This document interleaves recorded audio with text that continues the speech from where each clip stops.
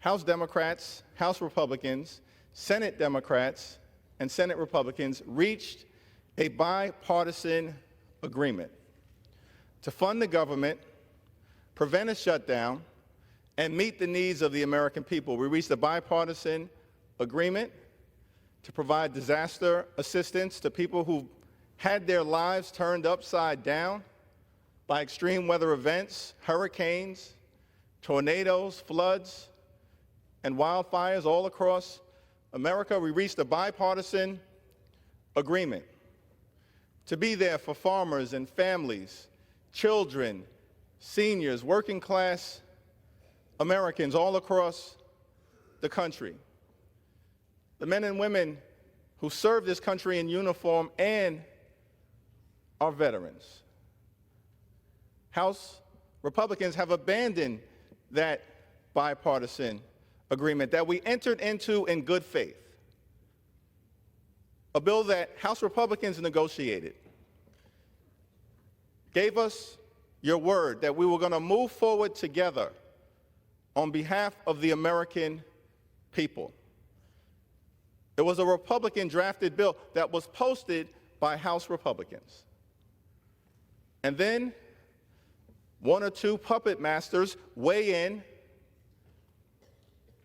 and the extreme MAGA Republicans decide to do the bidding of the wealthy, the well-off, the well-connected, millionaires and billionaires, not working-class people all across America. The bill that is before us today is just part of an effort to shut down the government. Unless we, as representatives of the American people, bend to the will of just a handful of millionaires and billionaires, because the provisions in this bill, particularly as it relates to suspending the debt ceiling for 2 years, are designed to bring about a massive tax cut, unpaid for wealthy donors and for wealthy corporations, for millionaires and billionaires who clearly some in this Congress are working for. And this bill is validation for it. Now, what's been interesting to me is that for decades, the Republican Party has lectured America about fiscal responsibility, about the debt and the deficit. It's always been phony. This bill proves it. The one thing we do know is that every time a Republican president comes into office, the one thing we can count on Republicans to do is to pass a massive tax cut for wealthy Americans, and in the process, stick working-class Americans with the bill by raising the deficit and the debt. That's what happened in the 1980s when Ronald Reagan was president. The biggest thing that he did was pass a massive tax cut for the wealthy and the well-off, paid for by working families and middle-class folks all across the country. Didn't do anything for middle-class Americans. Didn't do anything to stimulate the economy. This whole notion of trickle-down economics.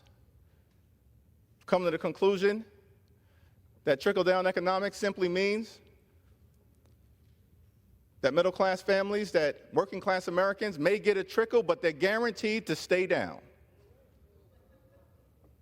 That's what your economics are all about. Massive tax cuts for the wealthy and the well-off under President Reagan continued into President Bush.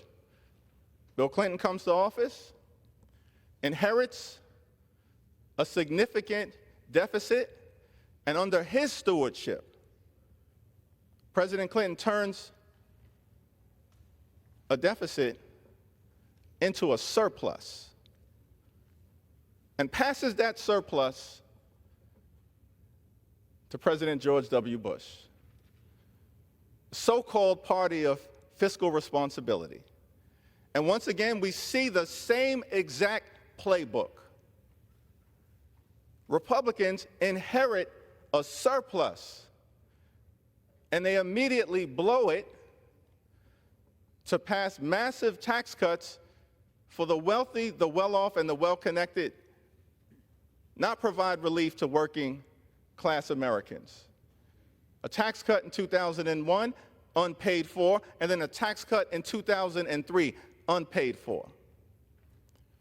And they continue to run up the debt and the deficit, prosecuting 2 failed wars.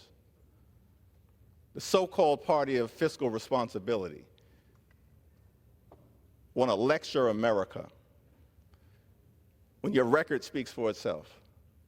President Obama comes in after mismanagement related to the prior administration, including helping to trigger the Great Recession, inherits a deficit from a Republican president of $1.5 trillion, as well as the Great Recession.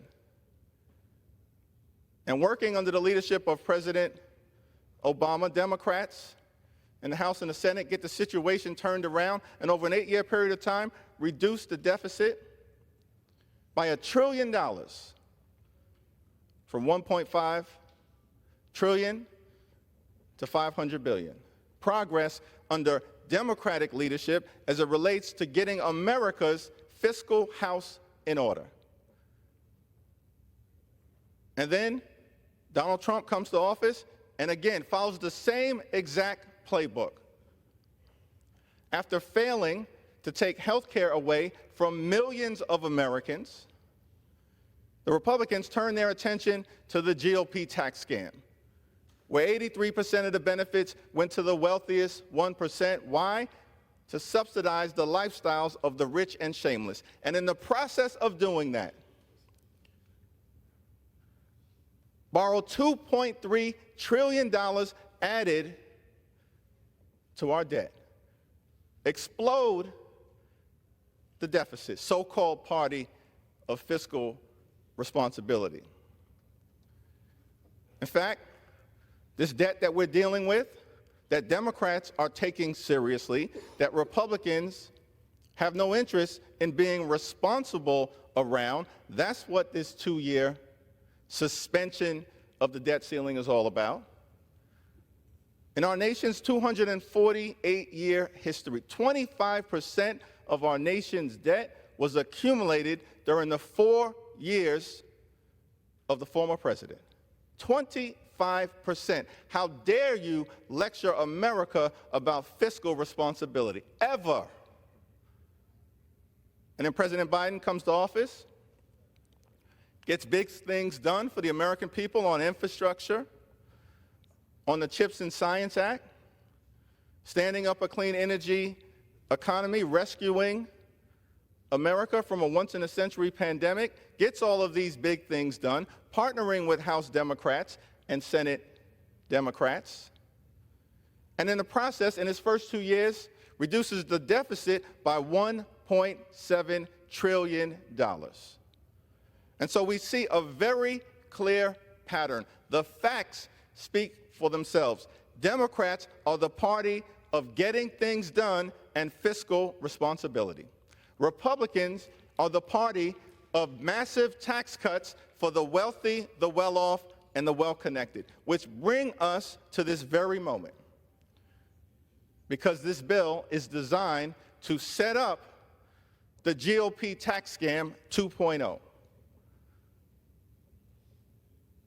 To stick the American people with a bill so you can continue to cut taxes for wealthy donors and well-connected corporations and jam working-class Americans.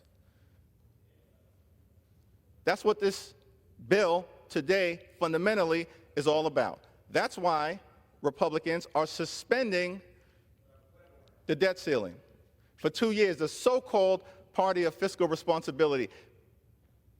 And in addition to these massive tax cuts, we know how you want to pay for it. Many Republicans have said this in the public domain, that we're going to end Social Security as we know it, end Medicare as we know it, end Medicaid as we know it, end nutritional assistance as we know it, not support our veterans. These are all the reasons why Democrats are opposed to this legislation because you're trying to jam working class Americans again, as you have repeatedly done over and over and over again. Those are the facts. The other problem with this bill is that we negotiated in a bipartisan, bicameral way, real progress for working class Americans, for middle class Americans, for everyday Americans who aspire to be part of the middle class. That has been cut out of this legislation. Why would you do that? Why would you eliminate funding for community health centers?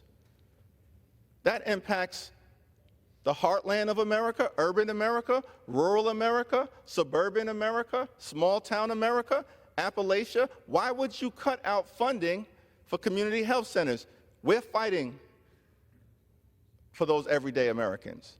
That's why we're opposed to this legislation. Why would you cut funding for nutritional assistance for children in America, for seniors in America, for veterans in America? Why would you do that? This bill cuts funding for nutritional assistance that had previously been agreed upon, and that's why we're opposed to this legislation. This legislation actually cuts a program that was designed to help children and their parents detect cancer. Cruelty is the point. Why would you eliminate that program? We're going to fight for the children of America. And so the reasons are too numerous to articulate. Though with my magic minute, I could do that. But we've laid out the challenges with this bill, the phoniness in claiming that extreme MAGA Republicans are about working class Americans or the party of fiscal responsibility. Nothing could be further from the truth. When you run up the debt and the deficit, middle class families pay, working class families pay, and we are going to defend them. House Democrats are going to continue to fight for working families, middle class families, all those who aspire to be part of the middle class, for the children of America, for the seniors of America, for the unions in America, for the veterans of America, for the least, the lost, and the left behind, for the poor, the sick, and the afflicted. We are going to continue to fight for everyday Americans. That is why we are voting no on this bill, and to stop this reckless, regressive, and reactionary Republican shutdown, vote no.